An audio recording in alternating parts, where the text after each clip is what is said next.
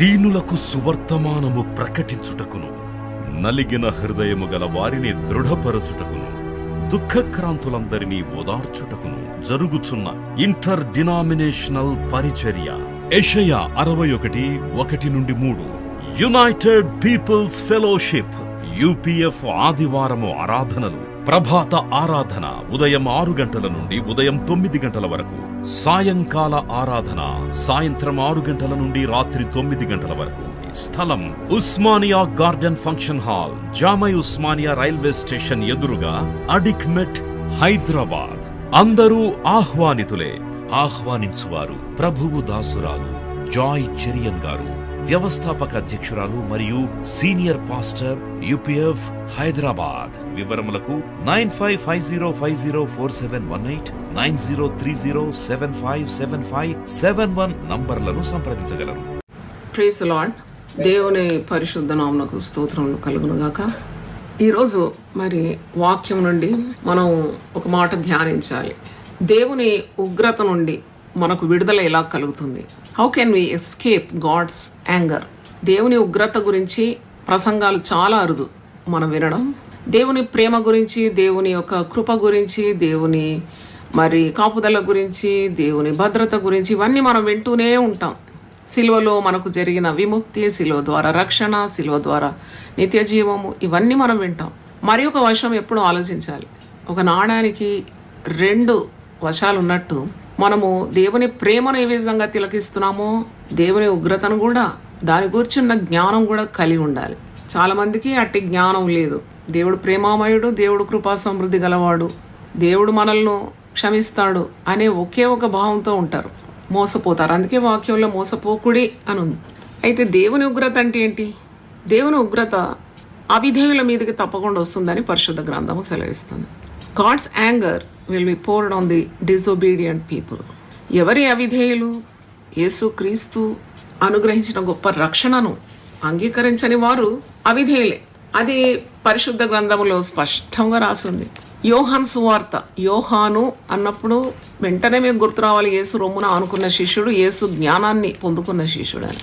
యోహాను 3:36 ఉంది. కుమారుని యందు విశ్వాసముంచువాడే నిత్య జీవం గలవాడు, కుమారునికి విధేయుడు కానివాడు జీవము చూడడు గాని దేవుని ఉగ్రత వాని మీద నిలిచి ఉన్నది. ఇది చాలా ఇంపార్టెంట్ స్టేట్మెంట్. ఇది మనం ఎప్పుడు యోహాను 3:16 చదువుతాం. దేవుడు లోకాన్ని ఎంతో ప్రేమించినాడు కాగా ఆయన తన అద్వితీయ కుమారునిగా పుట్టిన వాని యందు విశ్వాసము ప్రతి వాడును నశింపక నిత్య జీవం పొందునట్లు ఆయనను మనకు అనుగ్రహించినని చాలా గంభీరంగా మాట్లాడుకుంటాం, మనం విశ్వసిస్తాం, ఆనందిస్తాం. కానీ ఈ 36వ వచనంలో ఏముంది? అక్కడే అదే అధ్యాయంలో యోహాను 3:36 ఉంది, కుమారుని యందు విశ్వాసముంచు వాడే నిత్య జీవం గలవాడు, కుమారునికి విధేయుడు కానివాడు జీవం చూడడు కానీ దేవుని ఉగ్రత వాని మీద నిలిచి ఉన్నది. ఇది చదివినప్పుడు నిజంగా మనం ఎంత ప్రార్థన చేయాలి అవిధేయుల కొరకు, ఎంత ప్రార్థన చేయాలి ఇంకా రక్షణ మార్గంలో రాని వారి కొరకు, ఎంత భారం కలిగి ఉండాలి దేవుని దృష్టిలో పాపులుగా ఉండేవారి కొరకు, దేవుని ఉగ్రత వారి మీద నిలిచి ఉండకుండానట్లు మనం ఎంత రోధించాలి, ఎంత ప్రార్థన చేయాలి, ఎంత ప్రయాసపడాలని పరిశుద్ధాత్ముడు నాకు బయలుపరిచినాడు. మరి యేసు ప్రభు ఈ లోకానికి రావడానికి కారణము ఆయన అనేకుల పాపములను భరించుటకు ఆయన అర్పింపబడినాడు. వాక్యంలో అలాగే ఉంది. హెబ్రీ పత్రిక 9వ అధ్యాయం 28వ వచనంలో మనం చూసినప్పుడు అలాగనే క్రీస్తు కూడా అనేకుల పాపములను భరించుటకు ఒక్కసారి అర్పింపబడి తన కొరకు కనిపెట్టువాని యందు వారి రక్షణ నిమిత్తము పాపము లేకుండా రెండవసారి ప్రత్యక్షమగును. మొదటిసారి ప్రత్యక్షత మనకు రక్షణ లభించింది, వధింపబడిన గొర్రెపిల్లగా మనం చూస్తున్నాం. రెండవసారి ఆయన కొదమ సింహం వలె రాబోతున్నాడు, యూదాగోత్రపు సింహం అని వాక్యంలో ఉన్నది. రెండవసారి ఆయన ప్రత్యక్షమవునప్పుడు మరి ఆయన ప్రేమగా అక్కడ ఒక తీర్పు ఉన్నది. దేవుని ఉగ్రత నుండి విడుదల పొందడానికి మార్గమేది? రక్షణ. దేవుని తీర్పు నుండి తప్పించుకోవడానికి మార్గమేది? రక్షణ. రక్షణ అనగా ఏమి? యేసు ప్రభువు నీ కొరకు సిలువలో తన ప్రాణం అర్పించినాడని, తిరిగి 3వ రోజు లేచినాడని, తిరిగి రాబోతున్నాడని. ఇదే మన విశ్వాస ప్రమాణం. ఇది మనం విశ్వసించాలి, ఇతరులకు ప్రకటించాలి. అందుకే యేసు ప్రభువు దేవుని కుమారుడని విశ్వసించువాడే నిత్య జీవం గలవాడు, కుమారునికి విధేయుడు కానివాడు జీవము చూడడు కానీ దేవుని ఉగ్రత వాని మీద నిలిచి ఉన్నదని మనం చూస్తున్నాం. అంటే పాపం అనే సమస్యకు ఒక్కసారి పరిష్కారం చేయబడింది సిలువలో. పాపానికి ఒక పరిష్కారం కావాలి, ఎందుకంటే పాపం వల్ల వచ్చే జీతం మరణం. అది చాలా స్పష్టంగా ఉంది కదా మనకు. అది రోమీలకు రాసిన పత్రిక 6:23 వాక్యం నేను చదువుతున్నాను. ఆయన ఇప్పుడు పాపం నుండి విమోచింపబడి దేవునికి దాసులైనందున పరిశుద్ధత కలుగుటయే మీకు ఫలము, దాని అంతము నిత్య జీవము. ఏలైనగా పాపం వల్ల వచ్చు జీవితం మరణం, అయితే దేవుని కృపావరం మన ప్రభు అయిన యేసు క్రీస్తు నందు నిత్య జీవం. అంటే నీ ముందు నిత్య జీవం ఉంది, నిత్య నరకం ఉంది. నీ ముందు నిత్య ప్రేమ ఉంది, నిత్య నాశనం ఉంది. నీ ముందు దేవుని కృప ఉంది, దేవుని ఉగ్రత ఉంది. నువ్వు ఎంచుకోవాలన్నమాట. You to choose the best. అంటే ఈ పాపానికి సమస్యే, పాపం ఒక సమస్య మానవాళికి. ఈ సమస్యకు పరిష్కారమే సిలువ ఇవ్వబడిన క్రీస్తు. పరిష్కారం సిలువలోనే ఉంది. దానికి క్రొత్తగా బలి అర్పణ అవసరం లేదు. పాత నిబంధన అనుసరించి పాపమునకు మిష ఏంటి, లేక పరిష్కారం ఏంటి అంటే బలి అర్పణ. యేసు ప్రభు ఒకేసారి అర్పణగా మన కొరకు సిలువలో ప్రాణం అర్పించినాడు. అంటే మన స్థానంలో క్రీస్తు పొందిన శ్రమలు ఎంత నిశ్చయమో, రాబో ఉగ్రత నుండి మన రక్షణ కూడా అంతే నిశ్చయం అన్నమాట. దేవుడు పాపాన్ని సహించడు. దేవుడు తప్పకుండా పాపులకు తీర్పున్నది, నిత్య నాశనం, నిత్య నరకం. ఈ రాబో ఉగ్రత నుండి రక్షణ పొందటానికే కదా ఈ దేవుని ప్రేమను మనం వివరించేది, మనం ధ్యానించేది. అంటే ఉగ్రత పొందకుండా మనం తప్పింపబడుతున్నాం రక్షణ మార్గం ద్వారా. రక్షణ ఎంత నిశ్చయమో ఉగ్రత కూడా అంతే నిశ్చయం. అంటే శిలువ నిమిత్తము మనము విశ్వాసం ద్వారా, యేసు క్రీస్తునందు విశ్వసించడం ద్వారా భవిష్యత్తులో దేవుని కృపను పొందుతున్నాము, ఒక విజయాన్ని పొందుతున్నాము, ఆనందాన్ని పొందుతున్నాము, నిత్య జీవాన్ని స్వతంత్రించుకుంటున్నాము. అది మనకు అర్థం కావాలి. దేవుని ఉగ్రత అంటే ఒక మానవుని కోపమే మనం భరించలేము. దేవుడు కోపగిస్తే ఎలాగుంటుంది? అది పాత నిబంధనలో 90వ కీర్తనలో, మోషే రాసిన కీర్తనలో దేవుని ఉగ్రత గురించి కొద్దిగా ఒక 2 వచనాలు ఉన్నాయి, మీకు జ్ఞాపకం చేయాలి. 90వ కీర్తన 7 నీ కోపం వల్ల మేము క్షీణించున్నాం, నీ ఉగ్రతను బట్టి దిగులు పడుచున్నాం. మా దోషములను నీవు నీ ఎదుట ఉంచుకొని ఉన్నావు, నీ ముఖకాంతిలో మా రహస్య పాపములు కనబడుచున్నావు. నీ ఉగ్రతను భరించుచునే మా దినములన్నీ గడిపితిమి, నిట్టూర్పులు విడిచినట్టు మా జీవితకాలము జరుపుకుందాం. చిన్న జీవితంలో మానవుడు అన్నిటికీ పరిమితి గలవాడే కదా. వాడు దైవ భయం కలిగి బ్రతుకుతే యేసుక్రీస్తు విశ్వాసం ద్వారా దేవుని ఉగ్రతను తప్పించుకుంటున్నాడు. లేకుంటే మన జీవితాంతము దేవుని ఉగ్రతను భరించాల్సిందే. నిట్టూర్పులు విడిచి మన జీవితకాలం అంతా కూడా జరుపుకోవాల్సిందే కదా. అంటే ఈ నిత్య జీవానికి ఉన్న ఈ మార్గము ఎంత శ్రేష్టమైందని నాకు కన్నులకు గట్టినట్టుగా పరిశుద్ధాత్ముడు బోధించినాడు. అంటే how a sinner should eschew evil. ఒక పాపానికి ఎంత దూరం ఉండాలి. పాపులను ప్రేమించే ప్రభు పాపులకు పరిష్కారం కూడా సిలువలోనే కదా ప్రత్యక్షపరిచింది. అందుకే పౌలు భక్తుడు తిమోతికి రాస్తూ అంటాడు, ఒక్కడు కూడా నశించడం దేవుని చిత్తం కాదు, అందరూ రక్షింపబడాలి. అందరూ రక్షణ పొందాలని దేవుడు ఇచ్చేస్తున్నాడు. It's God's desire that everyone should accept Jesus. అపోస్తలుడైన పౌలు తిమోతికి రాసిన మొదటి పత్రిక 2వ అధ్యాయంలో ఆయన మనుషులందరూ రక్షణ పొంది సత్యమును గూర్చిన అనుభవ జ్ఞానం గలవారై ఉండవల్లని ఇచ్ఛయించున్నాడు. It's God's desire that none should perish. రక్షణ పొంది మనుషులందరూ రక్షణ పొందాలని, సత్యమును గూర్చి అనుభవ జ్ఞానం గలవారై ఉండాలని అని దేవుడు ఇచ్ఛయిస్తున్నాడు. అందుకే లోకమును ఎంతో ప్రేమించి తన అద్వితీయ కుమారుడైన యేసుక్రీస్తుని లోకానికి పంపినాడు. పాపానికి పరిష్కారం అన్నమాట. దేవుని ఉగ్రతను భరించలేం మనం. నిత్య నరకానికి యోగ్యం పాపం ద్వారా. కాబట్టి నరకానికి కాకుండా పరలోకానికి వెళ్ళడానికి, నిత్య నరకం కాకుండా నిత్య జీవాన్ని వారసులుగా పొందుకోవడానికి దేవుడు మనల్ని ప్రేమించి తన కుమారుడైన యేసును ఈ లోకానికి పంపించినాడు. దేవుడు ఒక్కడే, దేవునికి నరులకును మధ్యవర్తి ఒక్కడే. ఆయనే క్రీస్తు యేసు నరుడు. ఈయన అందరి కొరకు విమోచన క్రయధనంగా తన్ను తానే అర్పించుకున్నాను. ఎంత మంచి మాట. ఈయన అందరి కొరకు విమోచన క్రయధనంగా తను తానే సమర్పించుకున్నాను. దీని గురించి సాక్ష్యం యుక్త కాలం లేదు ఇవ్వబడు. నాకు కొన్ని నెలల నుండి, అంటే దాదాపు ఒక మోర్ దెన్ అ మంత్ పరిశుద్ధాత్మ నాకు బయలుపరుస్తున్నాడు. Tell people to look at me. నువ్వు ప్రజలకు బోధించు నా వైపు చూడటానికి. ఏంటి ప్రభా ఇలా మాట్లాడుతున్నావు? అవును, నేనే రక్షణ, నేనే మార్గం, నేనే సత్యం, నేనే జీవం, నా తప్ప దేవుడు ఒకడు లేడు. బూదిగంత నివాసులారా, మీరు నా వైపు చూసి రక్షణ పొందడానికి చెప్పు. ఇంతవరకు నేను నీ ప్రేమనే ప్రకటించినాను కదా, నా కోపాన్ని కూడా ప్రకటించును. నా వైపు చూడాలి, రక్షణ పొందాలి. వారికి ఆరోగ్యం కావాలన్నా, వారికి స్వస్థత కావాలన్నా, వారి ఇబ్బందుల నుండి విడుదల పొందాలన్నా, నరకం అనే జీవితం పరలోకంగా మారాలన్నా, సమాధానం కావాలన్నా, సంతోషం కావాలన్నా, సమృద్ధి కావాలన్నా, ప్రార్థనలకు జవాబు కావాలి. లెట్ దెమ్ లుక్ ఎట్ మీ. అప్పుడు దేవుడు నాకు ఆ మాట గుర్తు చేసినాడు. యెషయా గ్రంథము 45వ అధ్యాయంలో ఉంది కదా. ఎవరు చూడాలి ఆయన తట్టు? విశ్వాసులు చూడాలనా, పాపులు చూడాలనా? కాదు. 22వ వచనంలో బూది గంతముల నివాసులారా అని ఉన్నది. ఒక్కడు కూడా తప్పకుండా అందరు చూడాలను. బూది గంతముల నివాసులారా, నా వైపు చూచి రక్షణ పొందుడి. దేవుడను నేనే, మరి ఏ దేవుడును లేడు.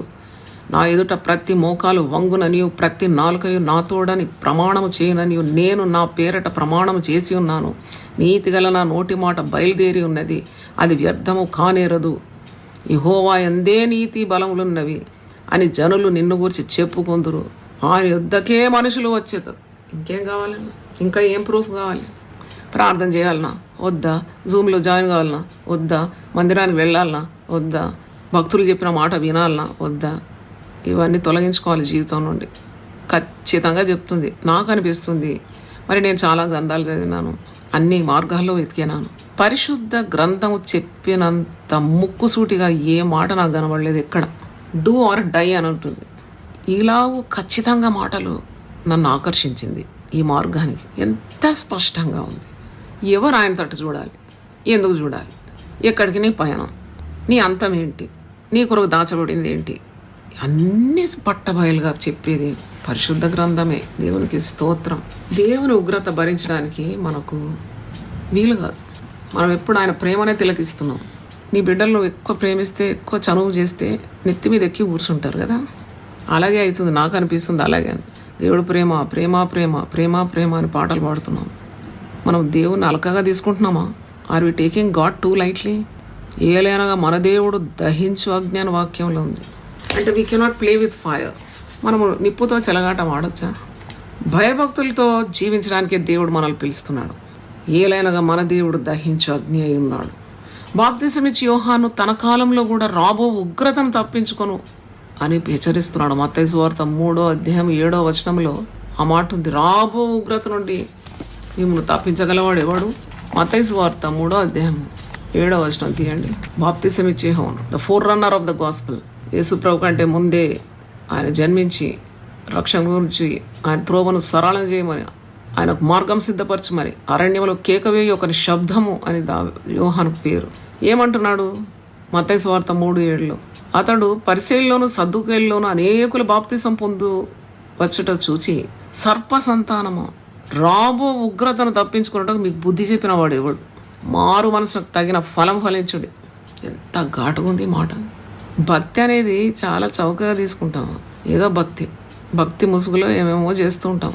కానీ దేవుని భయం ఎప్పుడు మన నరాల్లో ఉండాలి, కణకణాల్లో ఉండాలి.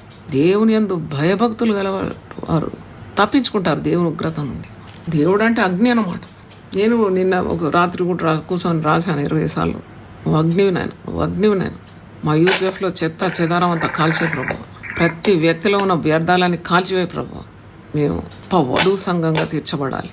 మాలో ఉన్న నీకు ఇష్టమైన, నీకు ఆయస్కరమైన మార్గం అంతా కాల్చే ప్రభు అని ప్రార్థన చేసిన. I know he's fire. మరి ఈ రక్షణ అనేది ఎంత విలువగలది.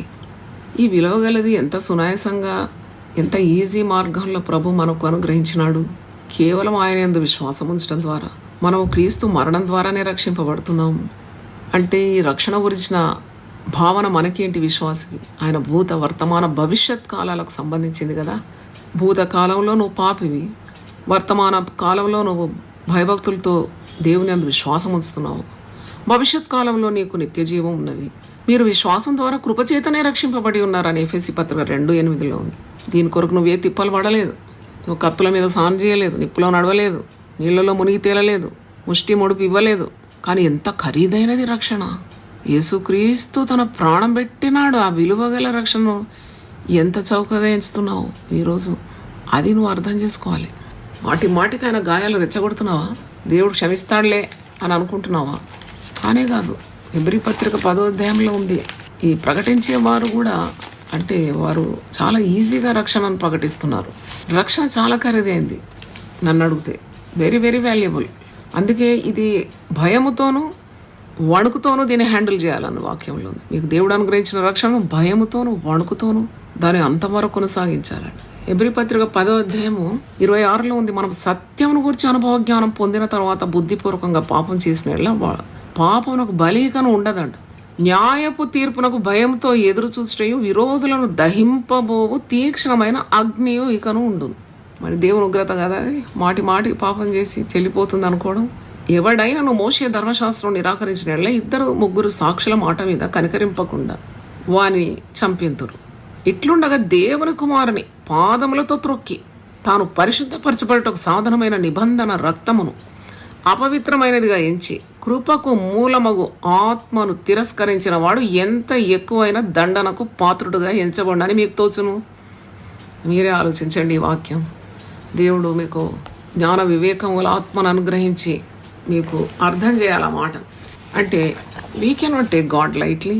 దేవుడు ప్రేమను నువ్వు అపార్థం చేసుకోకూడదు. దేవుని ప్రేమను చులకనగా ఎంచకూడదు. యేసు నీ కొరకు కార్చిన రక్తాన్ని అది విలువలేనిదిగా నువ్వు ఎంచకూడదు. అందుకే అంటున్నాడు, దేవుని కుమారుని పాదములతో త్రొక్కి తాను పరిశుద్ధపరచుటకు సాధనమైన నిబంధన రక్తమును అపవిత్రముగా ఎంచి కృపకు మూలమగు ఆత్మను తిరస్కరించిన వాడు ఎంత ఎక్కువైన దండనకు పాత్రుడుగా ఎంచబడని మీకు తోచును. అంటే యేసు రక్తాన్ని అంత చౌకగా ఎంచుతున్నాం అన్నమాట. పాపం చేసినప్పుడెల్లా ఆయన గాయాలను రెచ్చగొడుతున్నాము. ఆయన రక్తాన్ని విలువైన, నిష్కళంకమైన, నిర్దోషమైన, పవిత్రమైన, కళంకము లేని రక్తాన్ని కాళ్ళ కింద వేసి తొక్కుతున్నామని అర్థం. ఇక అంతకంటే సులభంగా ఎలాగో అర్థం చేయాలి అంటే ఆయన ఒక మూల్యం నీ కొరకు చెల్లించినాడు. ఒకసారి ఆయన తన ప్రాణాన్ని అర్పించినాడు. మన విశ్వాసం ద్వారా నీతిమంతులుగా ఎంచబడుతున్నాము. మరి పాపం యొక్క ఆధిపత్యం నుండి, సాతాను యొక్క నేరారోపణల నుండి రక్షించుటకు అవసరమైన దేవుని పరిశుద్ధాత్మ శక్తిని క్రీస్తు మరణం మన కొరకు సంపాదించి ఇచ్చింది. ఏం పెట్టినాడు మీ నాయన అని అడుగుతారు కొంత తల్లులు అంటారు, మీ తండ్రి నీ కొరకు ఏం సంపాదించాడు? ఏమి లేదు, ఒక ఇల్లు లేదు, ఒక వాకిల్లు లేదు, ఒక అది లేదు, ఇది లేదు అని స్త్రీలు గుణగడం మనకు తెలుసు కదా. కానీ ఇక్కడ నీకు అట్లా గుణగడానికి ఆస్కారమే లేదు. అన్నీ సంపాదించండి. సిలువలో నీకు గుప్త నిధులు అని ఒక ప్రసంగం చేసిన నేను, hidden treasures at the cross. అందుకే ఉదయం లేవగానే వేరే పని పాటలకు పోకుండా మొట్టమొదటి 15 నిమిషాలు లుక్ ఎట్ ద క్రాస్. ఆయన నీ కొరకు ఏవేవి సంపాదించినాడు అవన్నీ పొందుకో. బ్లాంక్ చెక్ నీకు ఇచ్చినాడు రక్షణ. సిగ్నేచర్ చేయాలి, కౌంటర్లో ప్రజెంట్ చేయాలి, అంతే. బ్యాంక్లో పనిచేసిన వాళ్ళం కదా. అయితే చెక్ చూస్తే కొన్నిసార్లు వణికిపోతాం, మేము భయపడతాం అనమాట. ఎందుకంటే వాడు కోటీశ్వరుడు. కోటీశ్వరుని చెక్ ఒకవేళ రిజెక్ట్ అయిందంటే మాకు సివియర్ యాక్షన్ ఉంటుంది. How did you return that cheque? Is a valuable customer. మేము అలకగా చేసుకొని అది అలకగా సిగ్నేచర్ను మేము చూసినామంటే వీఆర్ పనిషబుల్. ఎందుకంటే we can't return that cheque. దాంట్లో ఏదైనా ఉంటే కూడా మేము అతనితో మాట్లాడే వాల్యూడ్ కస్టమర్ అంటాం దాన్ని. ఎందుకంటే ఆయన సిగ్నేచర్కు చాలా శక్తి ఉంది. మరి యేసు ప్రభు చెక్ ఎప్పుడైనా రిటర్న్ అవుతుందా? నువ్వు ప్రజెంట్ చేసిన చెక్. ఆయన ఎవరైనా రాజులకు రాజు, ప్రభువులకు ప్రభు. ఆయన పేరట ఏది అడిగినా ఇస్తానన్నాడు. ఆయన చేతి ముద్రకు విలువ ఉంది, ఖరీదు ఉంది, శ్రీమంతుడు ఆయన. నేను కొన్నిసార్లు దేవుని అడుగుతాను, దేవా నాకు ఈ అవసరం ఉంది. మరి వెంటనే పరిశుద్ధాత్ముడు అంటాడు, ఏంటి నీ నోటికి మాట, నీ మదికి తలంపు? ఆయన ఆకాశములకు భూమికి సృష్టికర్త గాడా, నువ్వెంత, నీ అవసరం ఎంత అని అడుగుతాడు దేవుడు. అవును, నా కొరకు ప్రాణం పెట్టిన ప్రభు, దాంతోపాటు అన్నీ ఇస్తాడని నేను నమ్ముతాను, పొందుకుంటాను. దేవుని స్తోత్రం. అంటే మరి క్రీస్తు మరణం మన కొరకు ఇంత సంపాదించిందని జ్ఞానం ఉండాలి. నీ కొరకు సిలువలో ప్రోక్షింపబడిన క్రీస్తు రక్తమే నిన్ను దేవుని ఉగ్రత నుండి రక్షిస్తుంది. సంపూర్ణతలోకి, సమృద్ధిలోకి, సంతోషంలోకి నీవు విజయోత్సవంగా నడిచిపోతున్నావు. అందుకే క్రీస్తు యేసు నందు ఉన్న వారికి ఏ శిక్షా విధి లేదు, ఏ కొదువ లేదు. మరి అన్నీ తెలిసి కూడా దేవుని వాక్యం వింటూ కూడా దేవుని దూరమై దేవుని నియమాలను ఉల్లంఘించి అతిక్రమించి మరి కఠిన హృదయులై మాటి మాటికి యేసు గాయాలను రెచ్చగొడుతూ ఆయన రక్తాన్ని చౌకగా ఎంచుతూ ఉన్నవారికి ఈ ప్రసంగం ఉపయోగకరంగా ఉండాలని, ఒక వార్నింగ్గా ఉండాలని, ఒక హెచ్చరికగా ఉండాలని నేను ఆశిస్తున్నాను. కొలస్సీ పత్రిక ఒకసారి తీయండి. కొలస్సీ పత్రిక 3వ అధ్యాయం 5వ వచనం. కొలెసియన్స్ 3rd chapter 5th verse. కావున భూమి మీదనున్న మీ అవయవములను అనగా జారత్వమును, అపవిత్రతను, కామాతృతను, దురాశను, విగ్రహారాధనైన ధనాపేక్షను చంపివేయుడు అంటున్నాడు. చంపివేయుడు. కొద్దిగా విచారం ఉంది సిస్టర్, నాకు కొద్దిగా ధనాపేక్ష ఉంది, కొద్దిగా ముంచేస్తుంది, కొద్దిగా అపవిత్ర అంతా బాగుంది, 90% నాలో బాగానే ఉంది, కానీ 10% కొద్దిగా అపవిత్రత ఉంది. చూడండి, ఆ లిస్టులో మీరు గమనించండి ఏమేమి ఉందో. దేవుని ఉగ్రత పాలవుటకు ఉన్న కారణాలు. కావున భూమి మీద ఉన్న మీ అవయవములు అంటే దేహం దేవుని ఆలయం, పరిశుద్ధాత్మ నిలయం. ఇది ఎన్నిసార్లు ప్రసంగాల్లో చెప్తాం, వింటాం. జారత్వం దేవునికి ఇష్టం లేదు, అపవిత్రత, కామాతృత, దురాశ, విగ్రహారాధన, ధనాపేక్ష కూడా ఇష్టం లేదు దేవునికి. వీటిని చంపేయమంటున్నాడు. చంపాలంటే కత్తి కావాలి. కత్తి ఏంటి? వాక్యం. వాక్యం అంటే 2 అంచులు గల ఖడ్గం మన చేతిలో ఇచ్చినాడు. చంపివేయమంటున్నాడు. సర్జరీ చేసి రిమూవ్ ఇట్. వాటి వలన దేవుని ఉగ్రత అవిధేయుల మీదకి వచ్చును. వాటి వల్లనే వస్తాయి అన్నీ. దురాశల గర్భం ధరించి పాపాన్ని కంటుంది. పాపం పరిపక్వమై మరణాన్ని కంటుంది. అదే పాపం వల్ల వచ్చే జీతం మరణం. అంటే ఆరంభం ఎక్కడుంది? దురాశ వల్ల. నీకు భార్య ఉంటే తృప్తి లేదు, నీవు పోతావు ఇంకో స్త్రీ వెంబడి. నీకు ధనం దేవుడు ఇచ్చిన సంతృప్తి లేదు, ఇంకా పోతావు దోచుకోవడానికి. నీకు దేవుడిచ్చిన సమృద్ధి మీద, దేవుని మీద గురి లేకుండా ఇంకేవో పిచ్చి పనులు చేస్తూ ఉంటావు. దేవుని గురి పెట్టుకోకుండా ఇంకెవరినో ఆరాధిస్తుంటావు. నీకున్న అవయాలు దేవుని రక్త ప్రోక్షణ కింద రావాలని ఆశించకుండా కామాతృత అనంట, అపవిత్రతనంట, జారత్వం అంట, ఇవన్నీ నేను దూరం చేస్తుంది దేవుణ్ణి. ఉగ్రతపాలైపోతావు. పరిశుద్ధ గ్రంథంలో ఉన్న ప్రతి మాట నమ్మాలి మనం. నమ్మినవాడు రక్షింపబడతాడు, నమ్మని వానికి శిక్ష విధింపబడుతుందని చాలా స్పష్టంగా రాస్తుంది కదా. మరి 2వ తెస్సలోని 1:10 కూడా ఇలాగుంది. రాబో ఉగ్రత నుండి మనల్ని తప్పించుచున్న ఆయన కుమారుడైన యేసు పరలోకం నుండి వచ్చునని ఎదురు చూస్తున్నాం. సంఘం ఎదురు చూస్తుందన్నమాట ఆయన రాకడొకరు. ఎందుకంటే మనల్ని తప్పించడానికి ఆయన వస్తున్నాడు. మనం విధేయులమై భయభక్తులు కలిగి రక్షణ ఆనందం గల మనల్ని వధువు సంఘంగా ఎంచుతున్నాడు. ఆయన రాబో ఉగ్రత నుండి మనల్ని తప్పించడానికి వస్తున్నాడు. ఆయన పరలోకం నుండి వస్తున్నాడని మనం ఎదురు చూస్తున్నామని వాక్యంలో ఉంది. ప్రకటన గ్రంథం 14వ అధ్యాయము 10-11 వచనాలు నేను చదువుతున్నాను. రెవల్యూషన్ 14:10-11. ఏమీ కలపకుండా దేవుని ఉగ్రత పాత్రలో పోయబడిన దేవుని కోపమును మధ్యమును వాడు త్రాగును. పరిశుద్ధ దూతల ఎదుట, గొర్రెపిల్ల ఎదుటను అగ్ని గంధకముల చేత వాడు బాధింపబడును. వారి బాధ సంబంధమైన పొగ యుగ యుగములు లేచును. ఇది చదివితేనే గుండె గుబేలు అంటది కదా. అంటే అవిధేయుల మీదకి ఎట్టి శిక్ష, ఎట్టి ఉగ్రత రాబోతుంది. దేవుని అంతిమ ఉగ్రతను గురించి, ఆ చిత్రాల గురించి ఆలోచించడమే బహుభయంకరంగా ఉంటే అసలు ఆ రియాలిటీలో ఎలాగుంటుంది. అది మొత్తం ఇలాంటి ఈ విచిత్రాన్ని, నరకాన్ని గురించిన బహు స్పష్టమైన దృశ్యాలను మానవాళికి అందించింది యోహాను. యోహాన్ అంటే ప్రేమాపోస్తులని పేరు. ఆయన యేసు రొమ్మున అనుకున్న శిష్యుడని పేరు, యేసు ప్రేమించిన శిష్యుడని పేరు, పరలోక మర్మాలన్నీ గ్రహించిన వాడు, ప్రకటన రాసినవాడు. దేవుడు తను ప్రేమించిన వారికే కదా మర్మాలు బయలుపరిచేది. ఇవన్నీ మరి వాక్యంలో రాస్తుంది. మరి వాక్యం మనం అన్నీ చూస్తే 2వ తెస్సలోని కూడా ఉంది. 1వ అధ్యాయం 7-9 వచనాలు. ఏలైనగా ప్రభు అయిన యేసు తన ప్రభావమును కనపరచు దూతలతో కూడా పరలోకం నుండి అగ్ని జ్వాలలో ప్రత్యక్షమై దేవుని ఎరుగని వారికిని మన ప్రభు అయిన యేసు సువార్తకు లోబడని వారికిని ప్రతిదండన చేయనప్పుడు మిమ్మును శ్రమపరచు వారికి శ్రమయు, శ్రమ పొందుచున్న మీకు మీతో కూడా విశ్రాంతి అనుగ్రహించుట దేవునికి న్యాయమే. మనం అనుకుంటాం దేవుడు అన్యాయం చేస్తున్నాడు, చిన్న జీవితంలో తప్పులు చేసిన వాడిని నిత్య నరకానికి ఎందుకు గురి చేస్తున్నాడు అని అనుకుంటావు. నీ యొక్క ఆలోచన విధానం వేరు, దేవుని తీర్పు వేరు. నీకు అన్యాయం అని తోస్తే అది దేవునికి న్యాయమే. అది నీకు వెర్రితనంగా కనబడితే అది దేవుని జ్ఞానం. అది సిలువను గురించిన వార్త నశించిన వారికి వెర్రితనంగా ఉంది, రక్షింపబడుచున్న వారికి అది దేవుని శక్తిగా మారిపోతుంది. ఈరోజు వర్తమానం యేసు సిలువలో మరణించడానికి ఎందుకు వచ్చాడు? అంతిమ తీర్పు నుండి మనల్ని విడిపించడానికి వచ్చాడు. నిత్య నరకం నుండి విడిపించడానికి వచ్చాడు. దేవుని ఉగ్రత నుండి మనల్ని విమోచించడానికి వచ్చాడు. ఈ సత్యం మరవకూడదు. ఆయన యందు విశ్వాసం ఉంచువాడు రక్షణ పొందుతున్నాడు. నాకు రోమీలకు రాసిన పత్రిక 10వ అధ్యాయం గుర్తొచ్చింది. ఈ రక్షణ మార్గం ఎంత సులువుగా చేసినారు. దీని కొరకు వెలంతా ప్రభువే చెల్లించినాడు కదా. కేవలం హృదయమందు విశ్వాసం ఉంచడం ద్వారా, నోటి ద్వారా ఒప్పుకోవడం ద్వారా, ఆయన పేరిట ప్రార్థన చేయడం ద్వారా ఇంత ఐశ్వర్యమా, ఇంత గొప్ప నిత్య జీవం పొందుకుంటున్నావు. So simple but yet costly, very important. రోమీలకు రాసిన పత్రిక 10వ అధ్యాయం 10-13 వచనం 2 వచనాలు చదువుతున్నాను. ఏలైనగా నీతి కలుగునట్లు మనుషుడు హృదయములో విశ్వసించు, రక్షణ కలుగునట్లు నోటితో ఒప్పుకొను. ఏమనగా ఆయన యందు విశ్వాసముంచు వాడు ఎవడును సిగ్గుపడని లేఖనము చెప్పుచున్నది. ఎంత గొప్ప సంతోషం. విశ్వాసం ఆయన యందు విచ్చువాడు ఎవడు సిగ్గుపడాడంట. దావీదు అంటాడు, ఆయన తట్టు చూసి వాడు ఎవ్వడను లజ్జింపబడని. వారు ఆయనతో తట్టు చూడగా వారికి వెలుగు కలిగిన వారి ముఖములెన్నడు లజ్జింపబడకపోను. ఇక్కడ అదే మాట ఉంది, ఆయన విశ్వాసం ఉంచి వాడు ఎవడను సిగ్గుపడాడని లేఖనం చెప్పుచుండేది.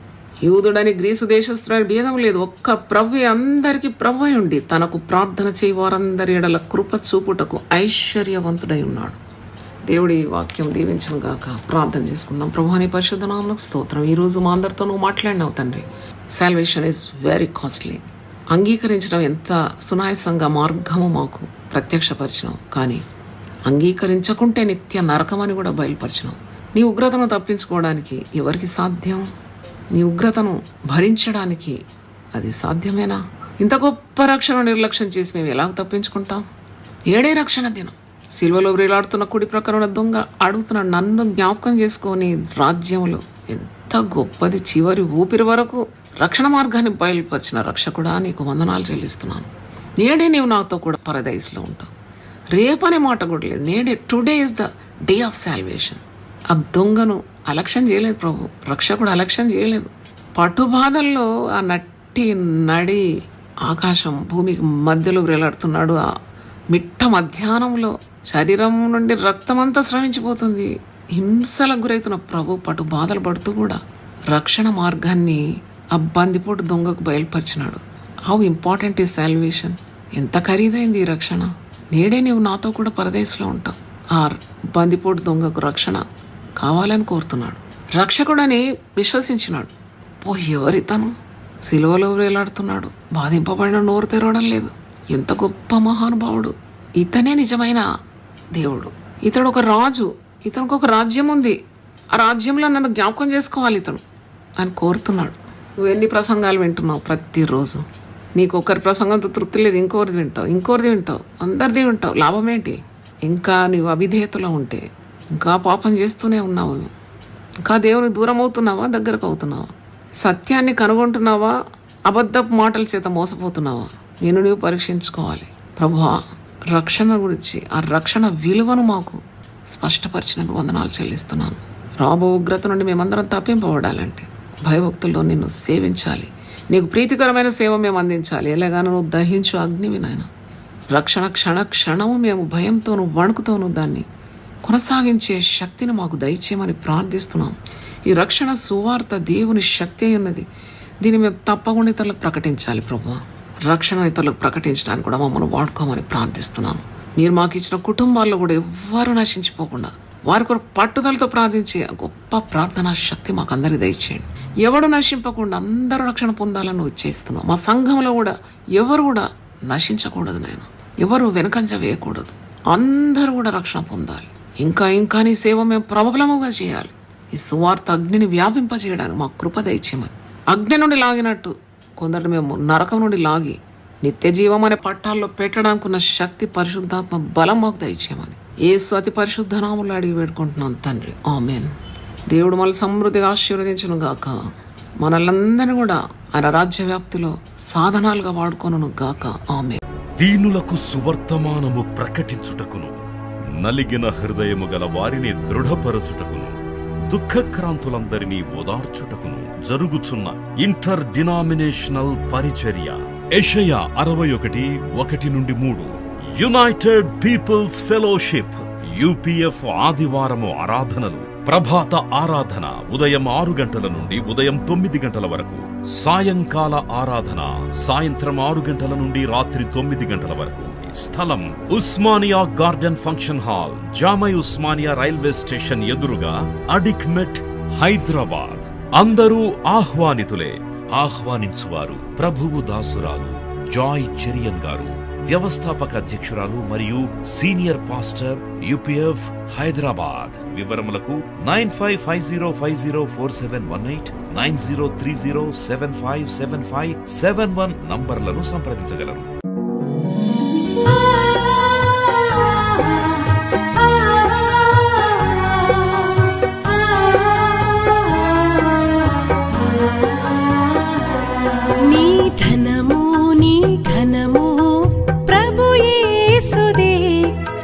దశమా భాగమునీయ వెనుదీతువా. నీ ధనము నీ దశమా భాగమునీయ వెనుదీతువా ధరలోన ధనధాన్యములనీయగా కరుణించి కాపాడి రక్షింపగా ధరలోన ధనధాన్యములనీయగా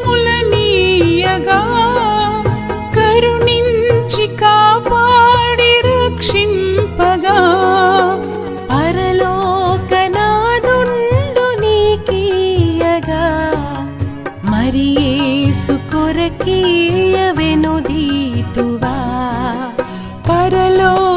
పరలోకనాథుండు నీకీయగా మరి యేసు కొరకీయ వెనుదీతువా నీ ధనము నీ ఘనము ప్రభు యేసుదే నీ దశమా భాగమునీయ వెనుదీతువా పాడి పంటలు ప్రభువు నీకీయగా కూడు గుట్టలు నీకు దయచేయగా పాడి పంటలు ప్రభు నీకీయగా కూడు గుట్టలు నీకు దయచేయగా వీడంగ ప్రభు యేసు నామంబును గడువేల ప్రభుకీయను క్రైస్తవా వేడంగ ప్రభు యేసు నామంబును గడువేల ప్రభుకీయను క్రైస్తవా నీ ధనము నీ ఘనము ప్రభు యేసుదే నీ దశ